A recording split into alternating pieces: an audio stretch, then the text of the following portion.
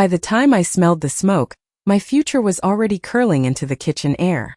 I still remember how ordinary that afternoon was supposed to be, like the universe had gone out of its way to make the moment feel small before it split my life in two.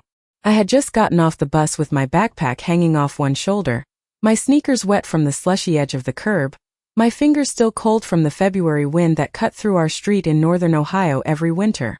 I was thinking about a calc quiz, whether I had enough gas money to get through the week, whether Mrs. Whitmore had heard back from Northwestern yet, and whether maybe, just maybe, I was about to become someone bigger than the version of me that existed inside that house. Then I opened the front door and smelled something sweet and burnt at the same time, like paper and old glue and the last inch of a candle someone forgot to blow out. At first I thought my mother had ruined dinner again. Then I saw the ash. There were black flakes scattered across the white kitchen counter, tiny gray curls in the sink, and one corner of a heavy cream envelope still holding its shape near the faucet, the edge stamped with a college crest I recognized before my brain even caught up to what I was seeing. I dropped my backpack so fast it hit the tile with a crack. "Mom," I said, but it came out thinner than I meant it to. She was standing by the stove in her house cardigan, the pale blue one with the loose button near the waist, drying her hands with a dish towel like she had just finished something practical, something necessary, something no one should argue with. She didn't look surprised to see me. That was the first thing that made my stomach turn. The second was how calm she sounded when she said, "You're home early." I stared at the sink, at the remains of envelopes I had been waiting on for months, and every sound in the room sharpened at once. The hum of the refrigerator, the tick of the cheap clock over the pantry, the drip of water from the faucet that hadn't been turned all the way off. "What is this?" I asked, even though I already knew. She folded the towel once, then again, like she needed neat edges around her words. "I cleaned up some confusion," she said. "You've been filling your head with ideas that were never right for this family." I walked to the sink on unsteady legs and picked up a piece of paper that disintegrated slightly between my fingers. My name was still visible in the corner. Evelyn Carter. Beneath it, half a line of printed text survived the fire. "We are pleased." That was all. 3 words. 3 words that had once meant a door opening somewhere far from this town, far from our split-level house with the cracked driveway and the always-too-warm kitchen and the mother who looked at my future like it was something personal she needed to defeat. I turned toward her, and she met my eyes without flinching. "You were never leaving anyway," she said, as if she were telling me the weather. And in that moment, standing there with ash on my fingertips and smoke still hanging in the air, I realized this wasn't anger, and it wasn't panic, and it wasn't some wild mistake she'd regret by dinner. This was a decision. Calm, deliberate, final. At least that's what she thought. Because what my mother didn't know, what she could not have known, no matter how many drawers she searched or how many envelopes she intercepted or how many times she told me girls like me didn't get lives bigger than this street, was that the one letter that mattered most had never made it into her hands. I did not answer her right away, because I knew my mother well enough to understand that silence was sometimes the only thing that unsettled her. Diane Carter could handle crying, begging, raised voices, and slammed doors. She knew how to stand in the center of chaos and make herself look like the only adult in the room. But silence forced her to sit with what she had done, and for one thin second I saw something flicker in her face, not guilt exactly, but irritation that I was not reacting the way she expected. She wanted a scene she could control. She wanted me angry and emotional and easy to dismiss. Instead, I set the half-burned scrap back into the sink and asked very carefully, "How long have you been opening my mail?" She gave a short laugh, the kind that never sounded warm. "Do not make this dramatic, Evelyn. I am your mother. Everything that comes into this house is my business." That answer should not have shocked me, but it did, because hearing her say it out loud turned years of unease into something solid.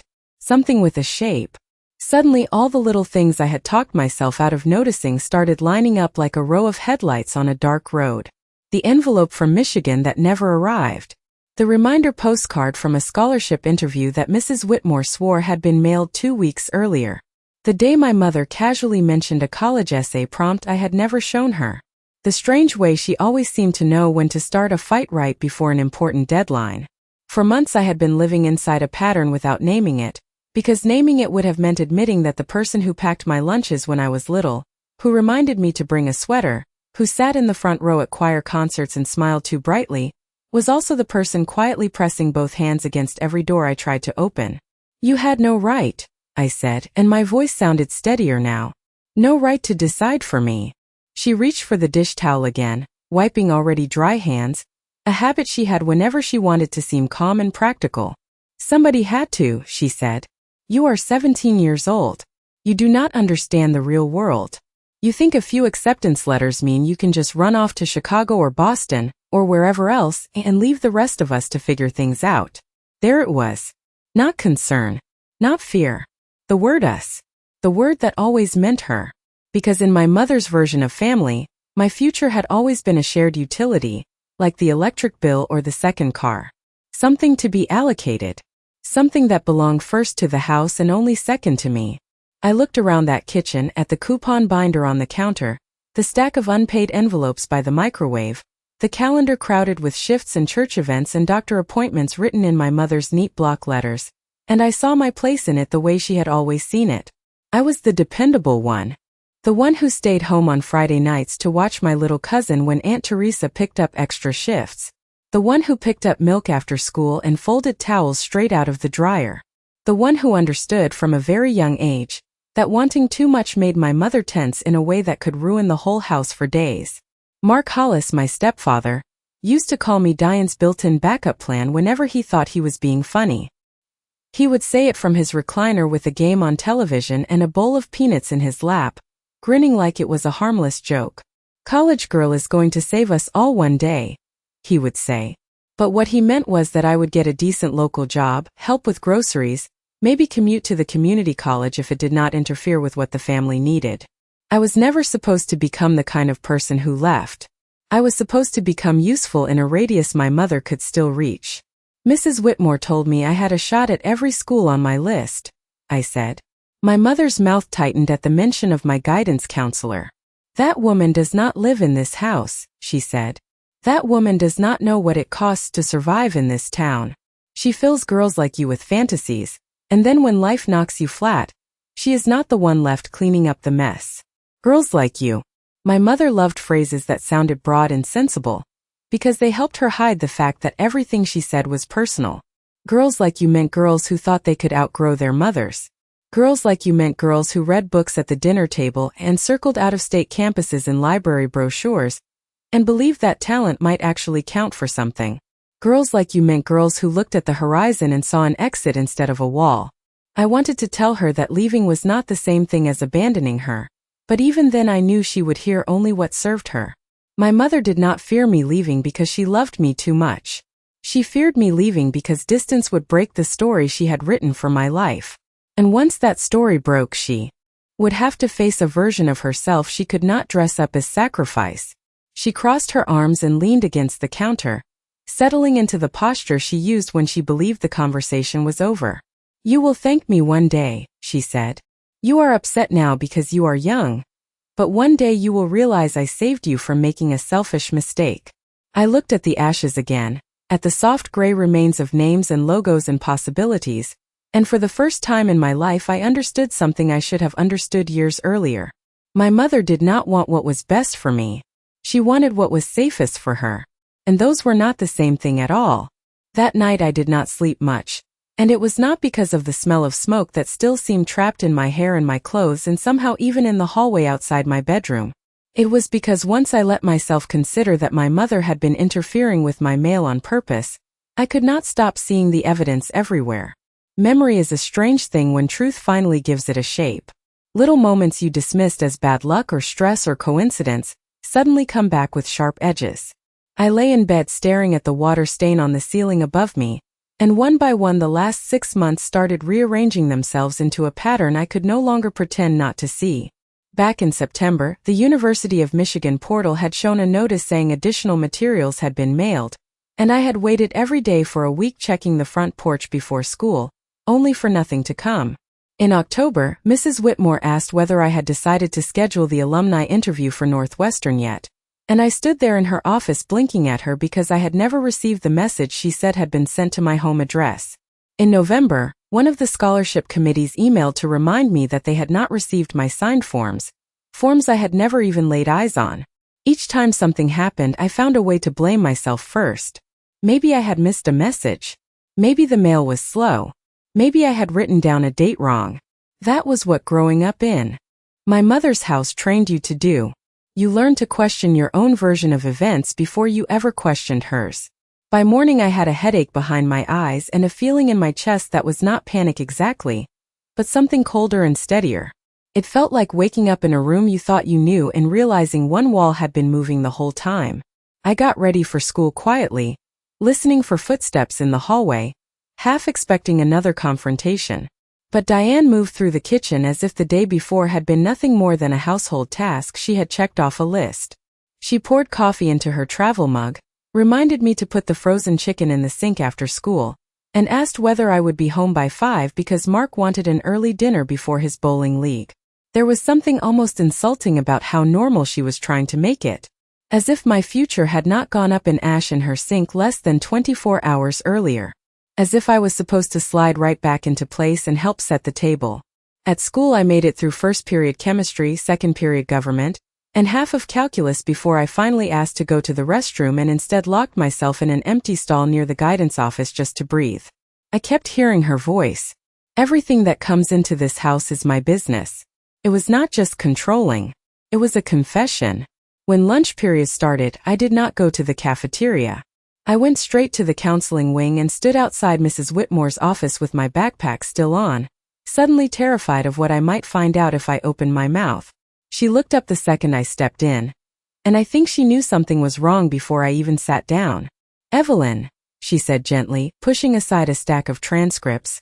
"What happened?" For a second I almost lied. Years of instinct rose up in me like muscle memory. Say it is fine. Say you are tired. Say you are just stressed about applications. But something in her face made it impossible. Maybe it was because she had always spoken to me like my future was real, not imaginary. Maybe it was because she was the first adult who had ever used the phrase "when you leave" instead of "if you leave." I sat down in the chair across from her desk and said, "I think my mother has been intercepting my college mail." Mrs. Whitmore did not interrupt. She did not make that polite, doubtful face adults sometimes make when they think a teenager is being emotional. She just waited. So I told her about the ashes in the sink, about the burned envelopes, about the way my mother had admitted opening my mail like it was a right, and once I started talking the words came faster. I told her about missing forms, reminders that never arrived, messages referenced by schools that I had never seen, and how all of it suddenly made too much sense. By the end my hands were shaking. Partly from anger, partly from humiliation, because saying it out loud made me feel both foolish for not seeing it sooner and sick that I had been right to worry. Mrs. Whitmore folded her hands on the desk and let out a slow breath. "Evelyn," she said carefully, "I need you to hear me very clearly. None of this is your fault." I looked down at the frayed edge of my backpack strap because if I met her eyes I thought I might cry, and I refused to cry in that office. Not over my mother. Not yet. "I knew something was off," she continued. "There were too many inconsistencies. Too many schools saying they had mailed something important and too many gaps on your end. I just did not want to assume something this serious without proof." Proof. The word landed hard. Because that was the thing about living with someone like Diane Carter. Suspicion was never enough. You needed evidence strong enough to survive her version of the story. Mrs. Whitmore reached for a yellow legal pad and began writing down the names of schools, scholarship programs, and deadlines. "We are going to rebuild the timeline," she said. "Every message, every missing form, every portal update. We are going to figure out exactly what was sent when it was sent and what you actually received." Her voice was calm, organized, almost clinical, and the steadiness of it helped me steady myself too. For the first time since I walked into that smoke-filled kitchen, I felt something other than shock. I felt the first small click of control returning. Then she looked back up at me and asked the question I had been waiting for without realizing it. "Tell me something honestly," she said. "Did any acceptance letters make it safely to you before this happened?" And that was when I realized the moment I had been dreading had arrived, because there was one letter, one envelope, one secret I had kept even from her. I should have told Mrs. Whitmore about the letter weeks earlier, but secrets grow differently when you are raised in a house where hope feels safer hidden than shared. I looked at the legal pad on her desk, at the neat list of schools and deadlines and missing documents, and for a moment I could hear my own heartbeat louder than the hallway outside. "One did," I said. Her pen stopped moving. "One acceptance letter made it to me." She leaned back slightly, her expression careful, not pushing, just making space for the truth to come out in its own time. "Which school?" she asked. I swallowed. "Not exactly a school," I said. "At least not only that." That was the truth, and also the simplest way to explain something I still barely knew how to say out loud without feeling like I had made it up. 3 weeks earlier, I had stayed late after debate practice because the bus schedule had shifted, and there was no point going home for 40 minutes only to come back for a scholarship meeting. Mrs. Whitmore had handed me a stack of recommendation copies and told me, almost casually, that if I was expecting anything important I should start checking the front office too, because some programs preferred certified delivery and school addresses for finalists. At the time I thought she was just being thorough. The next afternoon, the attendance secretary called me out of 7th period and handed me a large cream envelope with my full name typed across the front in formal black letters. It was heavier than a normal acceptance packet, almost stiff in my hands, and the return address in the corner belonged to a foundation I had only mentioned to 2 people in my life, Mrs. Whitmore and my AP English teacher. The Hawthorne Futures Initiative. Even now the name sounded unreal, like something made for a movie or a magazine article about prodigies I was not supposed to read too closely. That foundation partnered with a handful of elite universities and private research sponsors every year, selecting one student from a mixed pool of academic finalists, and building what they called a long-range opportunity package. Tuition, housing, research funding, graduate pipeline support, travel grants, mentorship, and in some cases startup capital depending on the field. I had almost not applied because students from towns like mine did not usually end up in programs like that. But Mrs. Whitmore had pushed the application across her desk in September and said, "Let them tell you no. Do not do it for them." So I filled it out. I wrote the essays. I sat for the interviews on borrowed Wi-Fi in the school conference room because I did not trust the connection at home. Then weeks passed with nothing and I started telling myself it was fine, that reaching finalist status was already something to be proud of, that people like me were supposed to be grateful for, maybe not crushed by no.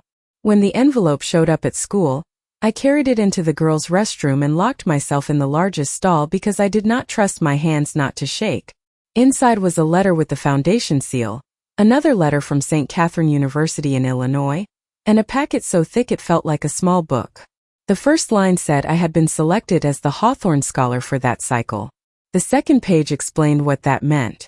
Full undergraduate tuition, housing, meal plan, international research stipend opportunities, guaranteed summer lab placements, graduate school support, leadership funding, innovation grant eligibility. The estimated projected value, depending on pathway participation and extended fellowship selection, was listed in bold near the bottom of the summary page. $5.5 million. I remember staring at the number until it stopped looking like money and started looking like a dare. It was not the kind of amount anyone in my family had ever said out loud except when talking about lottery winners or athletes or people on cable news. It was not just a scholarship. It was a whole future designed by people who believed I might do something meaningful with it. I should have felt only joy, but what I felt first was fear.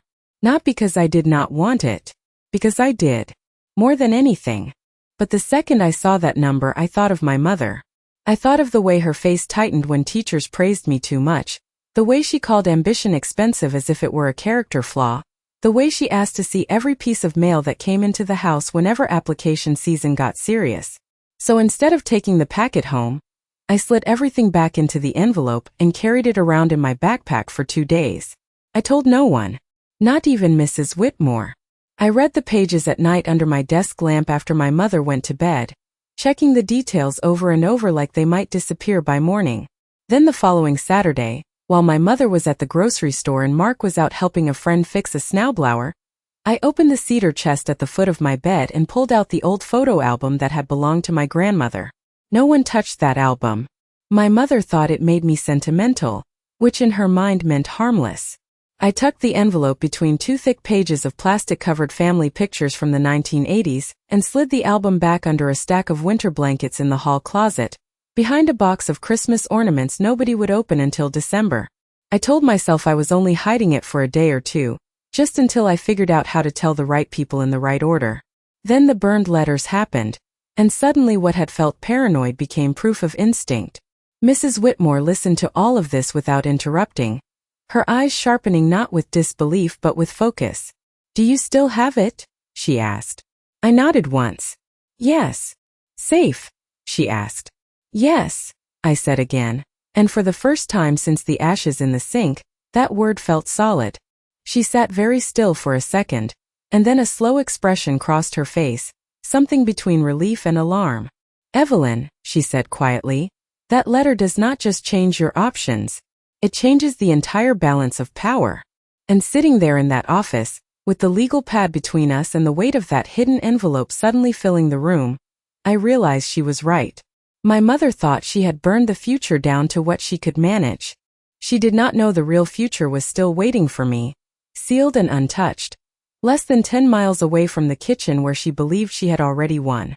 Once Mrs. Whitmore understood what was in that envelope, the conversation shifted from shock to strategy.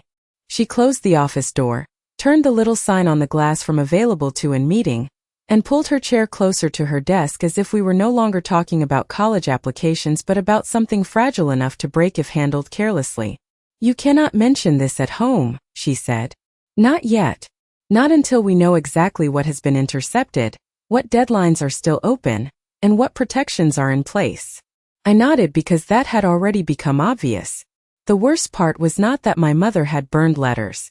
It was that she had done it with the confidence of someone who believed there would be no consequences, no witnesses, and no version of the story except hers. Mrs. Whitmore asked me to write down every detail I could remember from the Hawthorne packet, especially the response dates, contact names, and whether there had been instructions about verification or next steps. I told her the foundation required a signed acceptance form within 10 business days, plus a family financial disclosure unless special circumstances applied. I also remembered there had been a number for direct student outreach and a note saying selected scholars could request confidential handling in cases involving household instability, though at the time I had assumed that phrase was for students in obvious crisis, not girls sitting in neat suburban kitchens with controlling mothers and stepfathers who made jokes from recliners. Mrs. Whitmore circled the phrase household instability on the legal pad and underlined it twice. "That may matter more than anything else in the packet," she said. "Programs like this have seen families sabotage opportunities before. They will not be shocked." That sentence stayed with me all day. They will not be shocked. For months I had been living as though what was happening in my house was too strange to name. But apparently there were systems for it. Language for it. Procedures even. The possibility that adults outside my family might recognize my mother's behavior for exactly what it was made me feel lighter and sadder at the same time. Lighter because maybe I was not imagining it. Sadder because it meant girls like me were not rare.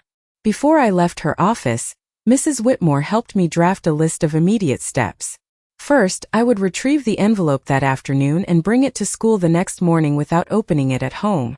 Second, she would contact the Hawthorne program from her office phone while I was present, so no return call would land at the house. Third, we would begin reconstructing missing communications from my other schools to determine how much damage had already been done. Fourth, until further notice, I was to act normal. That last instruction sounded simple until I got home and realized it was the hardest part. My mother was at the kitchen table when I walked in, balancing the checkbook with a calculator and a yellow grocery receipt, while daytime television murmured in the background. She looked up only long enough to say, "There is a lasagna in the fridge. Put it in the oven at 4:30. Her tone was mild, almost pleasant, and I understood immediately that she believed the worst had passed. She believed the fire had done its work. I stood there for a moment, my backpack still on my shoulder, and saw something I had missed before, not because it was hidden but because I had never been emotionally ready to look at it straight. My mother did not just want obedience. She wanted relief. Relief that she did not have to compete with my future. Relief that she would not lose control of the person in the house most likely to leave. Relief that the shape of the next few years could shrink back down to something she recognized and managed. "Did you hear me?" she asked without looking up. "Yes," I said. 4:30. That evening Mark came home smelling like motor oil and cold air, dropped his keys in the ceramic bowl by the door, and asked what was for dinner before he even took off his jacket. My mother told him I had made lasagna and said it with the kind of deliberate approval she used when she wanted him to notice me being useful. During dinner they started talking around me instead of to me, as if my life had already been settled and there was no need for further discussion. Mark mentioned that Dale Ridley's daughter was doing fine at the county insurance office straight out of high school. My mother said community college classes could be taken slowly if a person had responsibilities. Mark said, "No point in drowning in student loans if you can stay close to home," and then laughed a little when he added, "Besides, your mother would be lost without you." He said it like affection. My mother received it like validation. I kept my face neutral, cutting the lasagna into small perfect bites I could barely taste, while inside me something cold and clear was taking shape. This was what victory looked like to them. Not celebration. Containment. By the time dinner ended, my mother had already moved on to practicalities. She asked whether I could pick up extra hours at the pharmacy after graduation. She said my cousin Teresa knew someone hiring receptionists. She suggested we convert the sewing room downstairs into a nice little space for me if I wanted more privacy while saving money at home. Every word was wrapped in reasonableness, but beneath it I could hear the real proposition. Stay where I can see you. Build nothing I cannot touch. Need us in ways that keep you near. I nodded just enough to avoid suspicion. I will think about it, I said, and my mother looked satisfied, which told me she was hearing surrender where there was only delay. After dishes, while she folded laundry in front of the television and Mark went downstairs to watch the Cavaliers game, I walked to the hall closet and opened it slowly, careful not to shift more than necessary. The box of ornaments was still on the upper shelf. The stack of winter blankets still hid the old photo album exactly where I had left it. My fingers trembled only once as I slid the album free and carried it to my room under a pile of clean towels. Inside, between faded family pictures and plastic sleeves that stuck a little at the corners, the cream envelope lay flat and untouched. I stared at it for a long moment, almost expecting the seal to have somehow broken on its own, as if danger could seep through walls and fabric and cedar. But it was whole. Real. Waiting. I slipped it into a manila folder from my desk, then into the bottom of my backpack beneath a spiral notebook in my geometry binder. Later, when my mother poked her head into my room to ask whether I had set out the trash for Thursday pickup, I looked up from my homework and answered easily, yes. She smiled in that small approving way that used to make me feel chosen and now only made me feel studied. Good, she said. It is nice to have one person in this house who understands responsibility. After she left, I sat very still at my desk, listening to the low sound of the television downstairs and the rattle of heat through the vent above my bed. My mother thought responsibility meant staying. She thought maturity meant making peace with smaller dreams before they got expensive. She thought she had already reduced my world to something manageable. But under my desk, inside a worn black backpack she had seen 1,000 times without noticing, was the one thing in this house she could not redefine. And for the first time since the smoke in the kitchen, I understood that pretending to lose was not weakness. Sometimes it was how you stayed in the game long enough to win. The next morning I carried my backpack through the school doors like it contained something alive. Every sound seemed louder than usual, every hallway intersection suddenly full of risk, even though nobody looking at me would have seen anything different from any other Wednesday in late February. I still had chemistry notes folded into my coat pocket, still had a half-finished granola bar in the side pouch of my bag, still had the same scuffed sneakers and the same cheap pen tucked behind my ear for first period. But beneath my geometry binder and my spiral notebook was the envelope that had changed the shape of my life. And for the first time I understood that important things do not always arrive with fanfare. Sometimes they move through ordinary mornings hidden under school supplies while the person carrying them tries to act like her heartbeat is not too loud. I went straight to the counseling office before the first bell. Mrs. Whitmore was already there with her office door half open and a legal pad set neatly beside the phone. When I stepped inside and placed the manila folder on her desk, she did not reach for it immediately. She looked at me first, checking my face the way people do when they know a document matters but the person holding it matters more. "Did anyone see you take it out of the house?" she asked. "No," I said. "Did anyone touch it?" "No." Only then did she nod and slide the folder toward her. I opened it myself and pulled out the cream envelope. Even in that small office with fluorescent lights humming overhead and a motivational poster about perseverance curling slightly at one corner, it looked formal enough to belong to a different world. Mrs. Whitmore examined the seal, the letterhead, the packet inside, and when she reached the summary sheet with the projected value printed in bold, her mouth pressed into a line that was not surprise so much as confirmation. She had believed me before, but now she had proof with weight and paper and institutional language attached to it. "All right," she said quietly. "We do this carefully." She picked up the phone, dialed the direct number from the packet, and asked for the Hawthorne Futures office. I sat across from her with my hands clasped so tightly in my lap that the knuckles hurt. A man answered after the second transfer, his voice warm but efficient, the kind of voice people develop when they handle high-stakes things every day, and no longer need to sound impressed by them. Mrs. Whitmore introduced herself as my guidance counselor, explained that I was present with her, and requested a confidential discussion regarding a selected scholar packet that had not been safe to process at home. There was a pause on the other end, then a shift in tone so slight most people might not have noticed it. More focused. Less scripted. The man gave his name as Daniel Hayes and said he was one of the program coordinators assigned to finalist transitions. He asked a series of questions that felt both terrifying and oddly relieving, because each one turned my experience into something concrete. Had mail been intercepted? Yes. Had the student received the acceptance packet directly? Yes. Was there concern about disclosure in the household? Yes. Could the student complete documents through the school rather than the residence? Yes. Did the student feel physically safe remaining in the home while the transition process was arranged? I hesitated there, not because the answer was no, but because the question itself forced me to define safety in a way I had never had to before.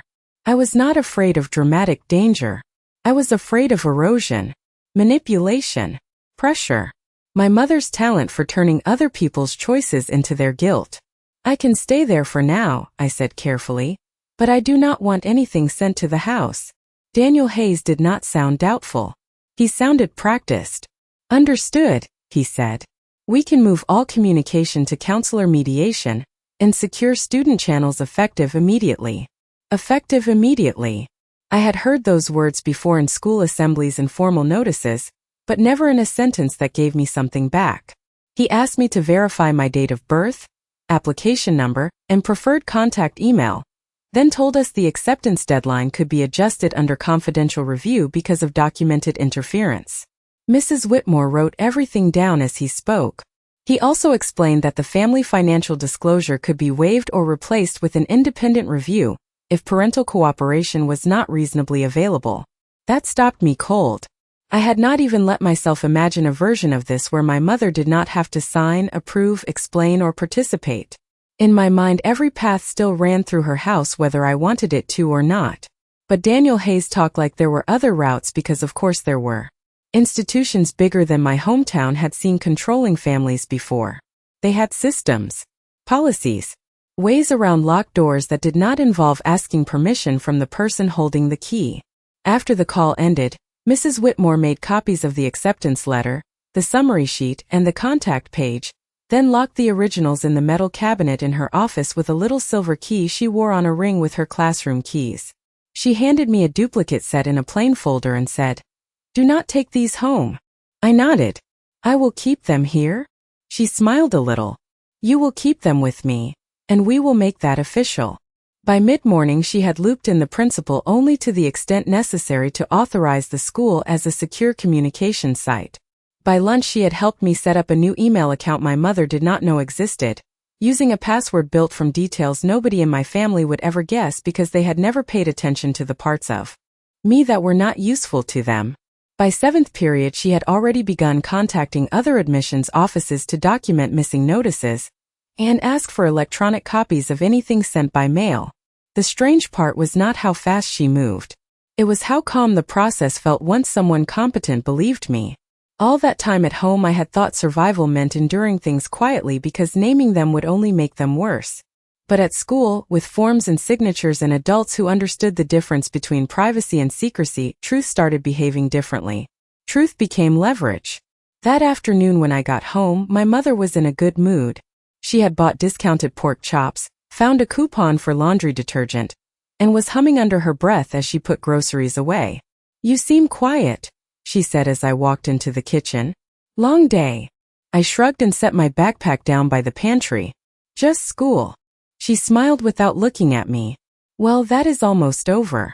Time to start thinking about real life." I said nothing because for the first time in a long time real life no longer sounded like the one she was describing. That evening she spread local job listings across the table after dinner and circled a few with a blue pen, telling me the pharmacy front desk paid $13 an hour and the dentist's office in Mill Creek might train someone reliable. Mark added that everybody respected a girl who stayed practical. I nodded in the right places, asked one or two neutral questions, and let them mistake my stillness for surrender. But beneath the table my hands were steady. They had not been steady in days. Somewhere between the phone call, the copied documents, the locked file cabinet, and the phrase effective immediately, something inside me had shifted. My mother still believed control lived in proximity. She thought if I slept under her roof, ate at her table, and answered when she called from the kitchen, then the story still belonged to her. What she did not understand was that once another system bigger than the house had opened its door, her reach had already started to shorten. And by the time she noticed, it was going to be too late. Over the next 4 days, my life split into two versions that ran side by side without touching. At school, everything was becoming documented, time-stamped, and real. At home, everything was still being rewritten as if my mother's confidence alone could make her version true. Each morning I went to the counseling office before first period and sat across from Mrs. Whitmore while she updated the legal pad that had now turned into a full file folder with printed emails, portal screenshots, call logs, and handwritten notes clipped together in careful order. Colleges that had seemed silent for weeks were suddenly speaking again once the conversation moved away from my house. Michigan confirmed that an informational scholarship packet had been mailed in September and never answered. Northwestern resent interview instructions that had expired. A state honors program sent digital copies of forms they had believed I ignored. One admissions office even forwarded a scanned image of a postcard reminder addressed to me in my mother's neat suburban street address. Proof that at least some of what disappeared had existed exactly when I said it did. Every new document made my face burn with two opposite emotions at once. Part of me felt vindicated, because I had not been careless or forgetful or dramatic. Another part of me felt embarrassed by how thoroughly I had been managed without fully understanding it. Mrs. Whitmore never let me stay in that feeling long. "You were applying under interference," she said on Friday morning, sliding a fresh email across the desk for me to read. "That is not failure. That is obstruction." Obstruction. Another word that gave shape to what had been living in my chest for months without a name. Daniel Hayes called twice more that week. The first call was to confirm the confidential handling request had been approved. The second was to explain that the Hawthorne program wanted to move quickly because the window for scholar onboarding had already begun. He spoke to me and Mrs. Whitmore together from a speakerphone in her office, outlining the next steps in the same calm, structured tone he had used on the first call. My acceptance form could be executed through the school. My initial advising appointment with St. Catherine University could be done virtually from the counseling office. Temporary housing during summer transition could be arranged through the foundation if family circumstances made early relocation necessary. There would also be a campus visit opportunity, fully funded, if I could attend discreetly. Discreetly. That word told me everything about how seriously they were taking this. Daniel never asked me to prove that my mother was the kind of person who could sabotage her daughter's future. The facts were enough. Missing mail. Burned envelopes. Confirmed interference. Adults with real power had heard the story, and not once suggested I was overreacting. At home, meanwhile, my mother seemed lighter than I had seen her in months. She moved through the week with the unbothered energy of someone who believed a problem had been solved. On Thursday she made meatloaf and asked whether I wanted the larger slice, the way she used to when I was little, and she wanted to perform softness after being especially controlling. On Friday she stood in my doorway holding a stack of freshly folded towels and said, "I talked to Teresa. Her friend at the dental office is willing to meet you after graduation. That is how life works, Evelyn. Connections matter more than fantasies." I thanked her because it cost me nothing to sound polite. I had started to understand that quiet agreement could be its own kind of camouflage. My mother interpreted resistance as emotion and emotion as weakness. She never knew what to do with calm. The more level I sounded, the more certain she became that I had accepted my fate. Mark followed her lead. He started giving me practical little speeches over dinner, the sort older men in small towns like ours offer when they think they are handing down wisdom instead of just repeating fear in a more respectable voice. He said a person does not need some fancy city school to build a decent life. He said being close to family keeps you grounded. He said debt ruins more dreams than disappointment ever will. What made it almost funny was that he had no idea debt was not even part of the equation anymore. He was warning me away from a cliff I had already crossed on a bridge he could not see. Still, I listened with the right expression, nodded at the right moments, and let both of them mistake my restraint for obedience. The hardest part was not pretending. The hardest part was waiting. Because by then I knew enough to understand that my mother had not simply destroyed paper. She had interfered with official correspondence, sabotaged deadlines, and manipulated access to educational opportunities that did not belong to her. Even if no law ever touched it, the moral truth of it had become impossible to soften. And yet I was not ready to confront her.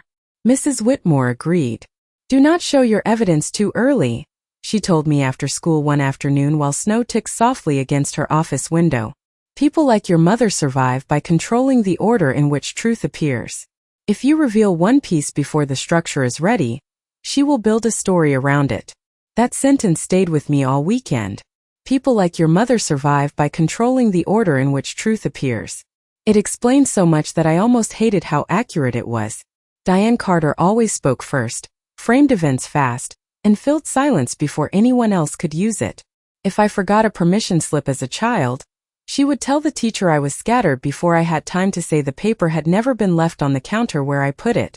If Mark lost track of a bill, she would announce that the house was stressful before anyone could mention she had moved the envelope. She did not just want control over outcomes. She wanted control over sequence. Over what got said first and therefore what sounded true. By Sunday evening another piece of the structure was in place.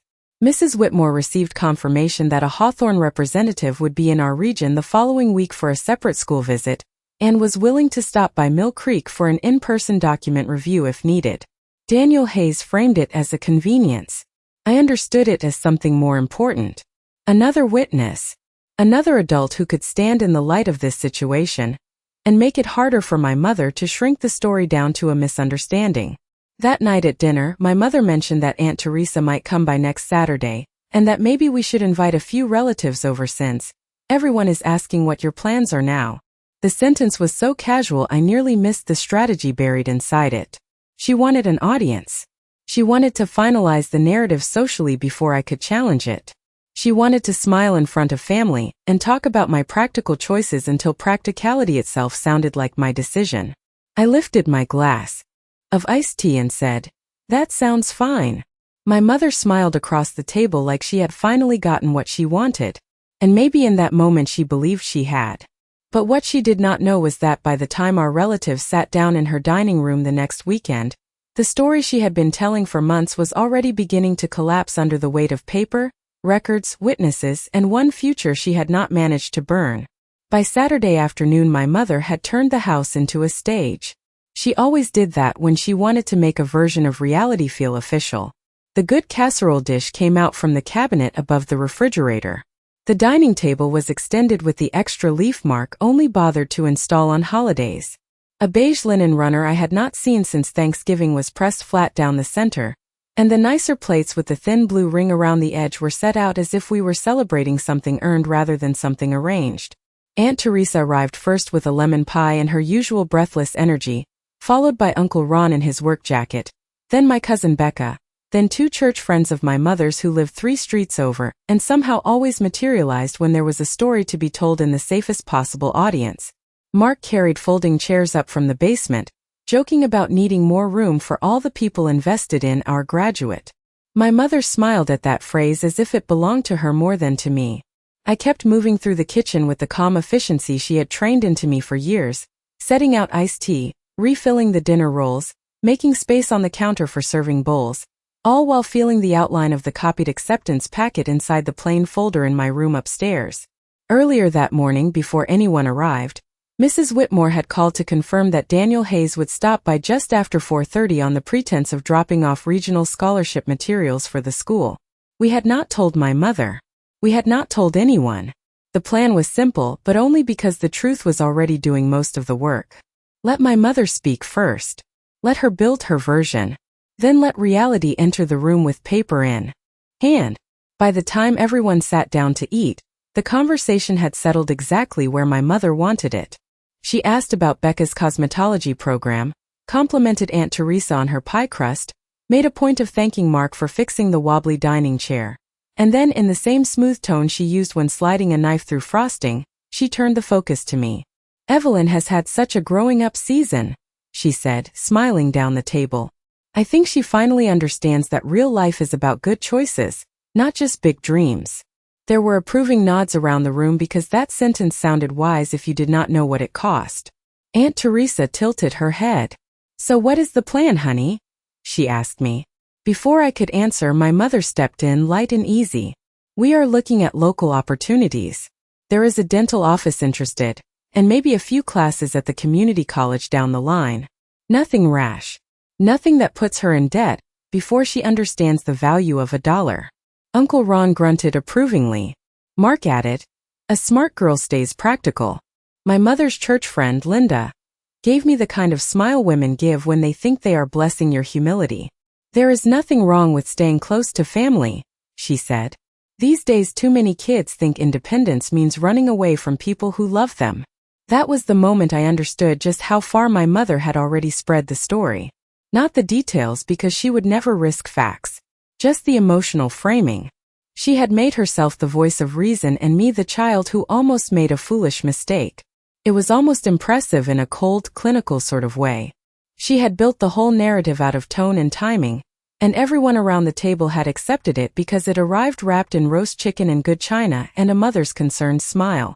I looked at her and realized she was not nervous at all. She thought the matter was closed. She thought proximity had won. She thought the people in that room were there to witness her success in shrinking my future back down to something she could tolerate. So I let a few more seconds pass. I let her sip her iced tea. I let Mark reach for another roll. I let Aunt Teresa say, "Well, as long as Evelyn is happy." And then the doorbell rang. My mother frowned slightly and glanced at the clock. "Were you expecting someone?" Mark asked. "No," she said, already rising from her chair. I stood up before she could reach the front hall. "I will get it," I said, and because I had been so agreeable all week, she sat back down. That was the thing about underestimation. Once people got comfortable with it, they handed you room without realizing it. When I opened the door, Daniel Hayes stood on the porch in a charcoal overcoat with a leather portfolio tucked under one arm, looking exactly like the kind of person who belonged to institutions my mother had spent years pretending were not meant for girls like me. He smiled politely. "Evelyn Carter?" he asked, loud enough for the dining room to hear. "Yes," I said. "I am Daniel Hayes with the Hawthorne Futures Initiative. I am sorry to arrive during dinner, but I was in the area and wanted to deliver your scholar documents in person and verify a few transition details." He did not need to say anything else. The room behind me had gone completely silent. I stepped aside and let him in. My mother was already standing now, one hand flat on the back of her chair, her expression fixed in that brittle space between confusion and calculation. "I think there has been some mistake," she said, but even she did not sound convinced. Daniel's tone stayed warm and professional. "I do not believe so, ma'am. Evelyn was selected for this year's Hawthorne Scholar Cohort in partnership with St. Catherine University. We have been working through her school to protect the confidentiality of the process." Confidentiality. Protect. Process. Each word landed with the weight of a world larger than my mother's kitchen. He set the portfolio on the sideboard and withdrew the summary letter, the official acceptance, and the program sheet with the projected value printed in clear bold numbers. He handed them to me first. Not to my mother. Not to Mark. To me. Then he said, "Evelyn, if you are comfortable, I can review the package now." I looked at the people around that table, at Aunt Teresa's parted lips, at Uncle Ron blinking behind his glasses, at Linda frozen with her fork halfway down, and finally at my Mother, whose face had gone so still it no longer looked calm. It looked cornered. I held the summary page in both hands and read the line I had memorized days ago without ever once saying aloud at home. The projected total support value of the Hawthorne Scholar Pathway, contingent upon milestone participation and advanced fellowship placement, was $5.5 million. No one moved. Even the house sounded different, as if the heating vents themselves had stopped to listen. Mark was the first to speak, and when he did his voice cracked around the edges. 5.5 what? Daniel answered before I had to. $1 million in projected educational, research, housing and innovation support over the course of the program pathway. My mother let out a short breath that might have become a laugh in another world, but in this one it was only panic trying to disguise itself. That is absurd, she said. She never told us anything about this. I lowered the papers and met her eyes. I know, I said, because when important mail came to the house, it had a way of disappearing. The sentence hung there plain and undramatic, and that was what gave it force. I did not shout. I did not cry. I did not need to. Mrs. Whitmore had warned me not to reveal one piece before the structure was ready, and now the structure stood all around us. Documents. Witnesses. An official representative. My mother opened her mouth, probably to build another story before the silence could turn against her. But this time she was too late. For the first time in my life, truth had entered the room before she could arrange it. The silence after that did not break all at once. It thinned, shifted, changed ownership. For years my mother had depended on silence because it gave her room to define what everyone else was seeing. But this silence belonged to the people around the table now, and I could feel the difference in it immediately. Aunt Teresa was the first one to look from me to my mother and then back again, not with the easy sympathy she had worn earlier, but with the expression people get when they realize they have been handed a cleaned-up version of something far uglier. Uncle Ron cleared his throat and set down his fork. Linda, who had been so eager to bless me for staying close to family, stared at the papers in my hands as if they might rearrange themselves into something easier to absorb. Mark looked at Diane, waiting for her to recover the room the way she always had, but this time the facts were already standing in plain sight, spoken by someone in a charcoal overcoat carrying official documents instead of by the daughter she had spent years teaching people not to trust over her. My mother tried anyway. Of course she did. She straightened her shoulders, lifted her chin a fraction and said, "If there was male confusion, then we can sort that out privately. There is no need to make a spectacle." The old instinct was still there, strong as ever. Minimize first. Reframe second. Move the truth somewhere smaller where she could manage it. But Daniel Hayes did not take the cue. He remained polite, professional, and impossible for her to dominate. "Ma'am," he said evenly, "the matter is already being handled through school channels due to documented interference with official correspondence. My role tonight is simply to ensure Evelyn has the transition materials she needs." Documented interference. There it was again, the language of systems larger than our dining room. Language that did not bend because my mother wanted it to. She opened her mouth, then closed it. Mark shifted in his chair and asked, "What exactly are you saying happened here?" He did not sound angry. He sounded unsettled, which in some ways was more useful. Anger would have given my mother something emotional to push against. Unsettled meant he was finally listening. I set the summary sheet down on the table and said, "I am saying that schools sent letters and notices I never received. I am saying some of those deadlines were missed because information was kept from me. And I am saying I came home earlier this week and found burned acceptance mail in the kitchen sink." Nobody gasped. Real life does not always give you that. What it gave me instead was better. It gave me stillness and faces changing shape in real time. Aunt Teresa turned slowly toward my mother. "Diane," she said, and even hearing her use my mother's first name instead of some softer family version told me the ground had shifted. "Is that true?" My mother looked at her the way she looked at anyone who had failed to stay in the role she assigned them. "I was trying to protect her from unrealistic expectations," she said. "You all know how children get with these big ideas. Somebody had to be the adult." I almost smiled then, not because anything was funny, but because that sentence was so perfectly her that if I had written it in a story nobody would have believed a real person could be that consistent. Even now, with witnesses around the table and documents in plain view, She could not admit what she had actually done. She still needed it to be parenting, sacrifice, practical love. But the room had moved on. Linda looked down at her plate. Uncle Ron rubbed a hand over his mouth. Mark, who had spent the whole week handing me little speeches about practicality, seemed to realize too late that practicality sounded different when it involved destroying someone else's choices in secret. Daniel asked me one last time whether I felt comfortable reviewing next steps now, or if I would prefer a meeting at school on Monday. I knew what he was really asking. He was giving me the choice my mother never had. Publicly, clearly, without hesitation. Monday at school is better, I said. I would rather do everything there. He nodded once. That is perfectly fine. Then he handed me his card in front of everyone and said, "You can reach me directly if any concerns come up before then." He did not hand the card to my mother. Again, that mattered. People who have never lived under control often miss how much power sits in small public gestures. Who gets the paper? Who gets addressed first? Who is treated as the decision maker? By the time Daniel left, the dinner was over in every way that counted. Plates sat half-finished. Tea glasses sweated onto the tablecloth. My mother tried one last time to gather herself by saying everyone should finish dessert, but nobody wanted pie anymore.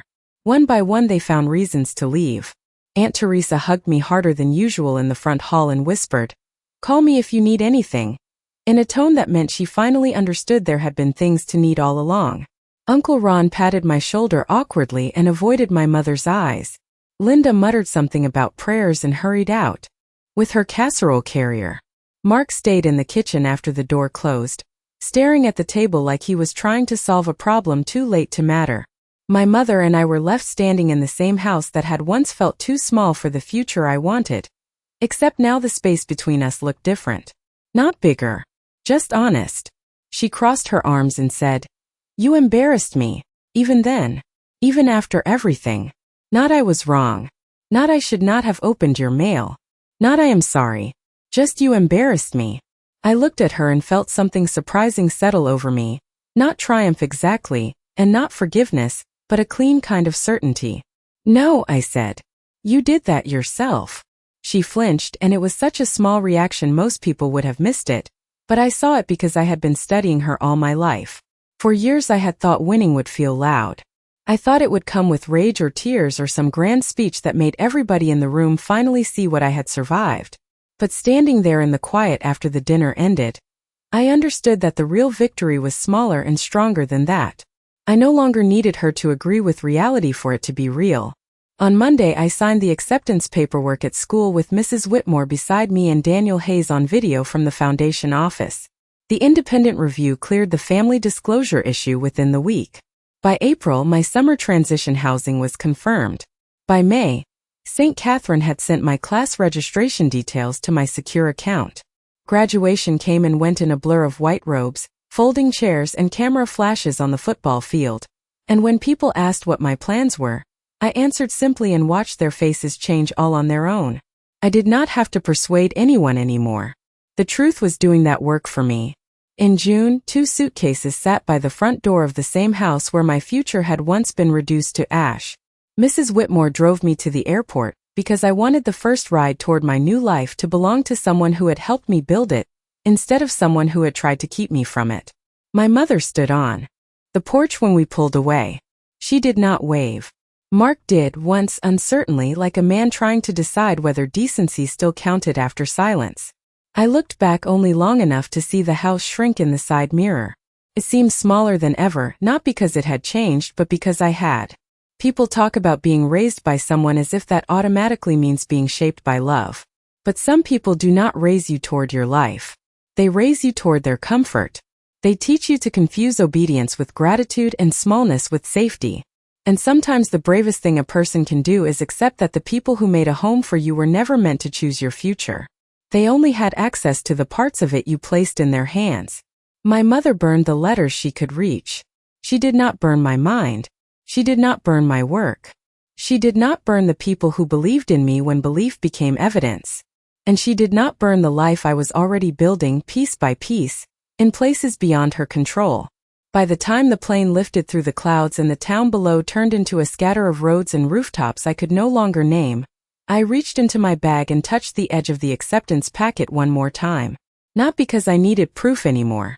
Just because some victories are quiet enough that you have to feel them to understand they are real.